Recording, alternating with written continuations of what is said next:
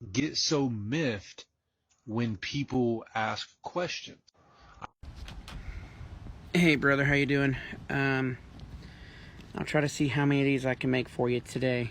But to answer the other man's question, the guy who you were stitching into that video, the reason they get mad is, well,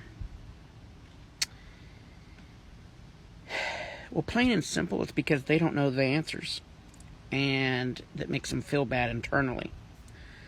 If I was to tell you I'm a brain surgeon and you need brain surgery, so you start asking me questions about the procedure that I would need to take to help you. And then, the more questions you ask, the fakes will be found out. Those who actually know the field can answer the questions. The reason they get miffed, as he put it, is simply because they haven't done their due diligence.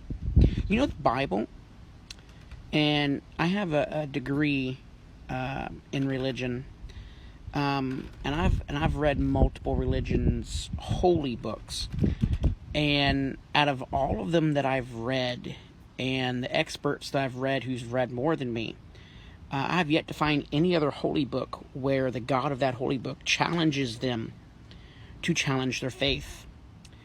All the other ones pretty much just tell you, believe this, don't ask why, and just do. Whereas in Scripture, and I'll have to look it up, it's somewhere in the Old Testament, God says to ask questions, to challenge God. I believe it's in Hosea, I think, but I could be wrong. Also, it goes on to say, too, in Hosea 4:6, which is one of my favorite Bible verses, and it's God speaking to the people. It's saying that my people, being God, so God's people are destroyed for their lack of knowledge of His Word. Now, that doesn't just mean the holy book called the Bible. Remember in Genesis chapter 1, it says God spoke everything into existence. So, the fact is a lot of people just say the prayer, oh, that's good enough to get me out of hell, but then when it comes down to it, can't defend what they actually believe, because truth be told, they don't know, because they don't actually believe. They just said a get out of hell free card prayer.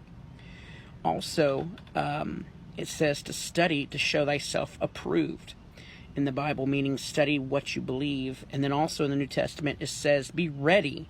Here's the key part. Be ready to give a testimony of what you believe and why. Those who fall away, I believe, is because they didn't either have leadership or mentors who could help them with their questions, which is why I love that you ask questions, and because they didn't study to show themselves approved, and that's why they're miffed, because you do.